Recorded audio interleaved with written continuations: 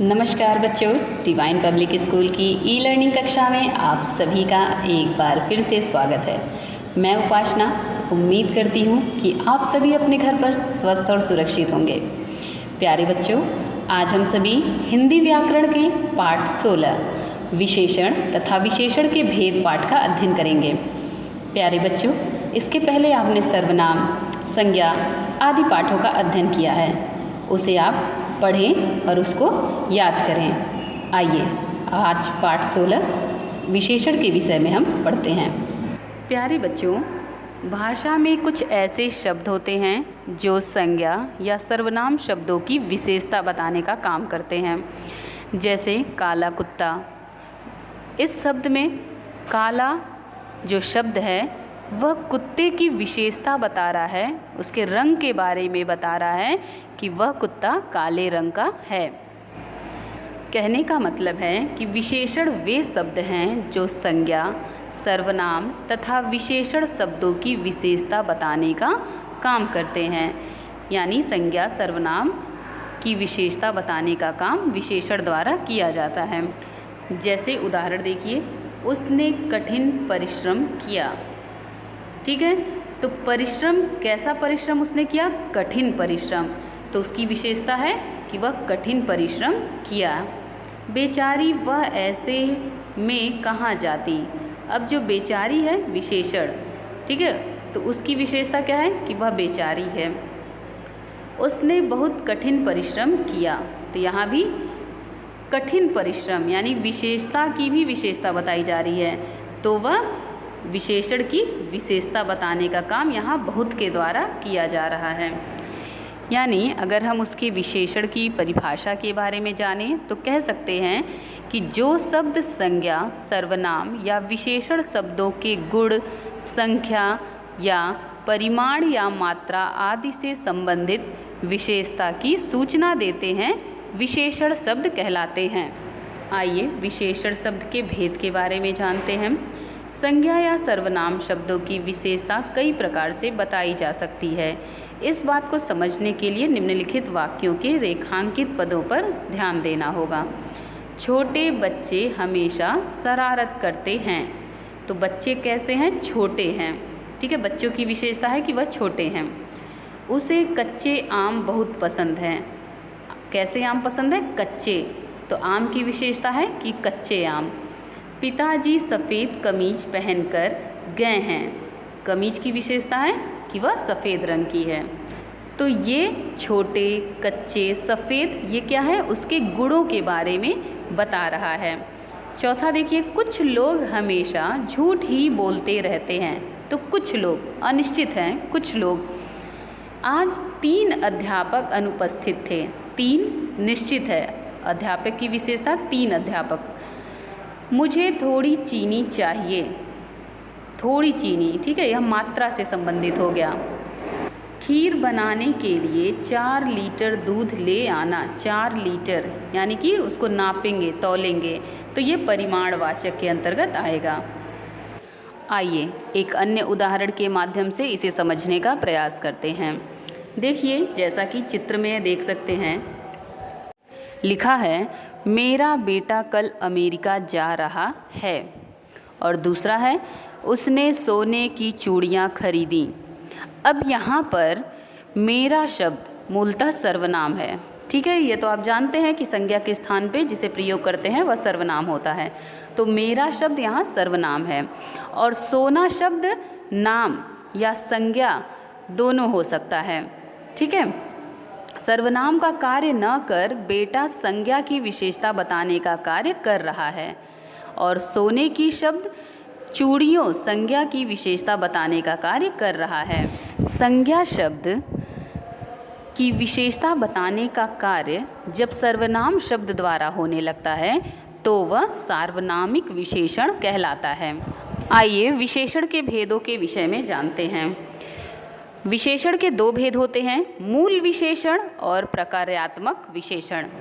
मूल विशेषण 3 प्रकार का होता है, गुणवाचक, संख्यावाचक और परिमाणवाचक विशेषण। प्रकारात्मक विशेषण 2 प्रकार के होते हैं, सार्वनामिक विशेषण और नामिक विशेषण। तो वहीं संख्यावाचक विशेषण दो प्रकार के होते हैं, निश्चित संख्यावाचक और दूसरा अनिश्चित संख्यावाचक। परिमाणवाचक विशेषण दो प्रकार के होते हैं, निश्चित परिमाणवाचक और अनिश्चित परिमाणवाचक विशेषण। आइए विस्तृत रूप में इसके विषय में जानते हैं। पहला है मूल विशेषण। ये 3 प्रकार का है, जिसमें से पहला गुणवाचक विशेषण। जो विशेषण अपने विशेष्य के गुण, दोष, रूप, रंग, आकार, प्रकार, स्वभाव, दशा, स्थिति, अवस्था आदि के बारे में बताते हैं, उन्हें ही गुणवाचक विशेषण कहते हैं। जैसे देखिए, एक चित्र में एक बच्चा खिलौने से खेल रहा है, तो छोटा बच्चा जो है, संज्ञा पद का पर प्रश्न किया जा सकता है कि कैसा बच्चा, तो हम कह सकते हैं छोटा बच्चा। बच्चे की विशेषता है कि वह छोटा है। इसी प्रकार कुछ अन्य उदाहरण हैं, जैसे मोटी रस्सी, चौड़ा रास्ता, सांवली लड़की, पुराना मंदिर, दरिद्र ब्राह्मण, फीका पकवान आदि। ये सारे किसी न किसी की विशेषता बताने का कार्य कर रहे हैं, यानी कि उनके गुणों के विषय में बता रहे हैं, तो इसलिए यह गुणवाचक विशेषण होगा। दूसरा है संख्यावाचक विशेषण। जैसा नाम से ही पता चल रहा है कि संख्या पर यह निर्भर होगा। वे विशेषण जो अपने विशेष्य की संख्या का बोध कराते हैं, संख्यावाची विशेषण कहलाते हैं। इसकी पहचान हम कैसे कर सकते हैं? इसमें संख्या होगी, यानी गिनती 1, 2, 3, 4, 5, ठीक है। तो ऐसी संख्याओं का इसमें प्रयोग होगा।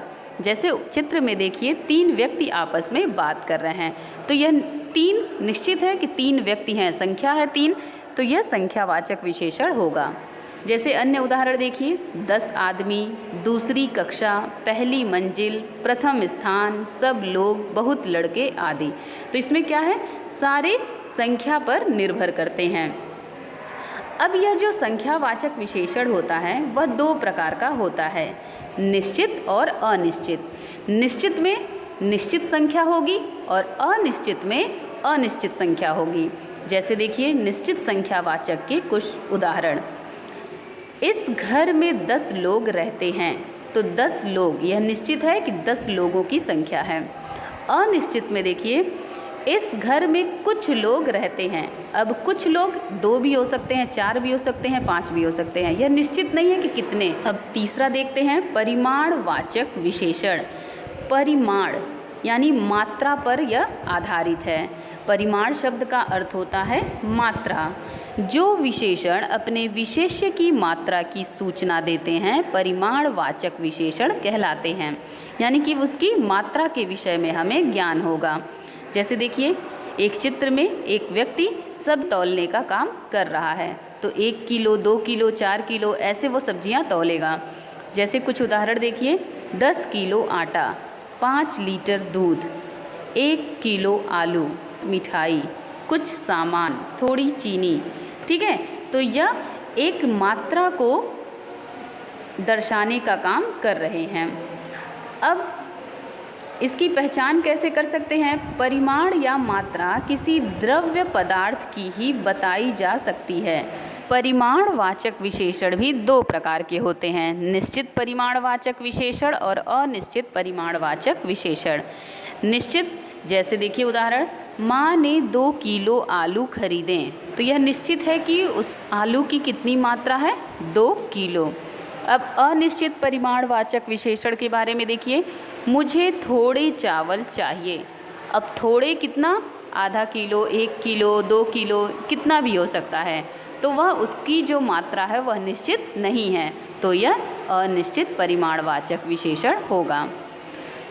आइए अब दूसरा विशेषण का भेद देखते हैं, प्रकारात्मक विशेषण। इसमें जो भेद हैं वह है सार्वनामिक विशेषण। जब सर्वनाम शब्द वाक्य में प्रयुक्त होकर विशेषण का कार्य न कर किसी संज्ञा की विशेषता बताने का कार्य करने लगे, तो वे सार्वनामिक विशेषण कहलाते हैं। यानी कि विशेषण किसी की विशेषता न बताकर वह संज्ञा की विशेषता बताने लगे, तो वहाँ पर वह सार्वनामिक विशेषण होगा। देखिए, जैसे उदाहरण में वह लड़का किधर चला गया। ठीक है, इस आदमी से मैं बात नहीं करूँगा। इन दोनों उदाहरण में लड़का और आदमी दोनों ही संज्ञा शब्द हैं और इनकी विशेषता बता रहा है वह, इस, इन दो शब्दों से इसकी विशेषता बताई जा रही है। वह और इस ये दोनों सर्वनाम हैं और विशेषता बताई जा रही है संज्ञा शब्द की, तो यहाँ पर सार्वनामिक विशेषण होगा। अब अगला है नामिक विशेषण। नामिक विशेषण में सर्वनाम शब्द संज्ञा की विशेषता बताते हैं, उसी तरह से वाक्यों में प्रयुक्त होकर संज्ञा शब्द भी अन्य संज्ञाओं की विशेषता बताने लगते हैं। यानी कि सार्वनामिक विशेषण में संज्ञा शब्द की विशेषता बता रहा था विशेषण, और नामिक विशेषण में संज्ञा शब्द ही किसी अन्य संज्ञा शब्दों की विशेषता बताने का काम करेंगे।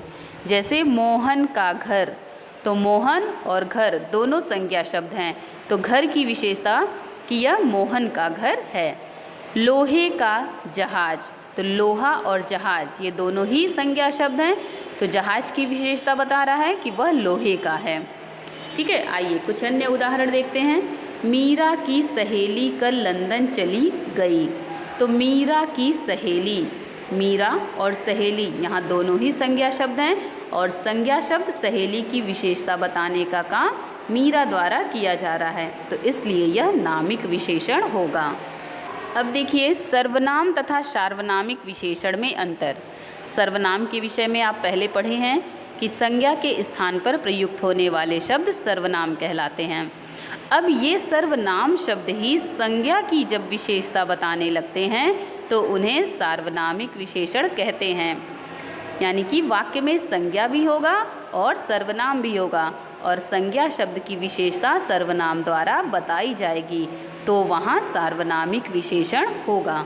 जैसे उदाहरण देखिए, मुझे यह मालूम है कि मदन चोर है, तो यहाँ पर यह क्या है, सर्वनाम है, तो यह सर्वनाम का उदाहरण है। अब इसी को सार्वनामिक विशेषण में किस तरह से देखेंगे, मुझे यह बात मालूम है कि मदन चोर है, तो बात यह भी संज्ञा शब्द है और उसकी विशेषता बता रहा है यह, तो यहाँ पर यह जो है सार्वनामिक विशेषण होगा। अब देखिए संख्यावाचक तथा परिमाणवाचक विशेषण में अंतर। देखिए संख्यावाचक विशेषण हमेशा किसी निश्चित और अनिश्चित संख्या के ही बारे में बताएंगे, जैसे 10 लोग, 4 मेज, कुछ लोग, बहुत घोड़े। ठीक है, लेकिन परिमाणवाचक विशेषण हमेशा अपने विशेष्य या संज्ञाओं की निश्चित या अनिश्चित मात्रा के बारे में बताएंगे, जैसे 10 किलो चावल, 4 किलो सब्जी, कुछ सामान, बहुत दूध आदि। यहाँ इन संज्ञाओं को गिना नहीं जा सकता है, वे पदार्थ या वस्तु हैं, तो इसलिए यह परिमाणवाचक विशेषण होगा। अब अगला है प्रविशेषण। प्रविशेषण, जैसा कि हम जानते हैं कि विशेषण सब संज्ञा सर्वनाम की विशेषता नहीं बताते, बल्कि दूसरे विशेषण शब्दों की भी विशेषता बताते हैं। जो विशेषण शब्द किसी अन्य विशेषण की विशेषता बताते हैं उन्हें ही प्रविशेषण कहते हैं। यानी कि जब विशेषण की ही विशेषता विशेषण द्वारा बताई जाए तो वहाँ प्रविशेषण होगा। आइए उदाहरण देखिए, बाहर बहुत तेज धूप है, तो धूप की विशेषता है कि वह तेज है। अब तेज की भी विशेषता है कि बहुत, ठीक है, विशेषता की भी विशेषता यहाँ बताई जा रही है, तो तेज की विशेषता है कि वह बहुत तेज है। ठीक है, तो ये प्रविशेषण होगा। पिताजी बाजार से ताज़ी हरी सब्जी खरीद कर लाएं। अब यहाँ सब्जी हरी है, ठीक है, सब्जी की विशेषता है कि वह हरी है, लेकिन हरी की भी विशेषता बताई जा रही है कि वह ताज़ी है, तो यहाँ पर प्रविशेषण होगा। अब देखिए विशेषण का निर्माण। विशेषण का निर्माण ज़्यादातर संज्ञा, सर्वनाम, क्रिया तथा अव्यय में प्रत्यय जोड़कर बनाए जाते हैं। जैसे देखिए अंक संज्ञा शब्द है, अब इसमें विशेषण होगा अंकित। अंतर विशेषण शब्द हो जाएगा आंतरिक। अंशु विशेषण शब्द होगा अंशुल। अध्यात्म, विशेषण शब्द होगा आध्यात्मिक। यानी कि इन शब्दों में प्रत्यय जोड़कर ही विशेषण का निर्माण किया जाता है। अब दूसरा है सर्वनाम से विशेषण किस तरह से बनाए जाते हैं। देखिए, जैसे आप सर्वनाम है, इससे विशेषण हो जाएगा आप सा, आप सी। फिर देखिए जो, ये सर्वनाम है, इससे विशेषण होगा जैसा। फिर कौन, इससे विशेषण होगा कैसा। ठीक है। फिर देखिए क्रिया से विशेषण, क्रिया है पत, इससे विशेषण शब्द बनेगा पतित। पठ, पठनीय। बनाना, बनावटी। मिलाना, मिलावटी। ठीक है। अब चौथा है अव्यय से विशेषण। अव्यय शब्दों से विशेषण कैसे बनेगा, जैसे आगे, तो इसका होगा अगला। ऊपर, ऊपरी। नीचे, निचला। पीछे, पिछला। बाहर, बाहरी। सतह, सतही आदि। ठीक है।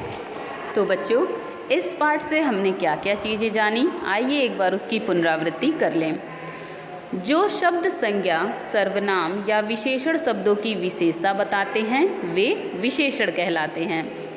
विशेषण दो प्रकार के होते हैं, मूल विशेषण और प्रकार्यात्मक विशेषण।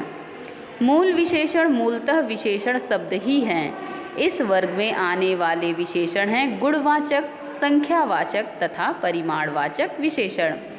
गुणवाचक विशेषण अपने विशेष्य के रूप, रंग, आकार, स्वभाव, दशा, स्थिति आदि गुणों की ओर संकेत करते हैं। संख्यावाची विशेषण संख्या पर आधारित होते हैं। परिमाणवाचक विशेषण नाप, तौल, मात्रा पर आधारित होते हैं। विशेषणों के अलावा अन्य विकारी शब्द जैसे संज्ञा, सर्वनाम आदि शब्द संज्ञा की विशेषता बताने का कार्य करते हैं। जब सर्वनाम शब्द संज्ञा शब्दों की विशेषता बताने का प्रकार्य करते हैं तब उन्हें सार्वनामिक विशेषण कहते हैं। जब संज्ञा शब्द किसी अन्य संज्ञा शब्द की विशेषता बताने का प्रकार्य करते हैं तो उन्हें नामिक विशेषण कहा जाता है। जो विशेषण शब्द विशेषणों की भी विशेषता बताएं उन्हें प्रविशेषण कहते हैं। तो बच्चों, आज आपने विशेषण पाठ का अध्ययन किया। इससे संबंधित जो आपका गृह कार्य है वह इस प्रकार है। विशेषण तथा उसके भेदों को परिभाषित कीजिए और उदाहरण सहित समझाइए। बाकी के प्रश्नों को आप अभ्यास पुस्तक में ही करें। उम्मीद करते हैं कि आपको यह पाठ समझ में आया होगा। धन्यवाद।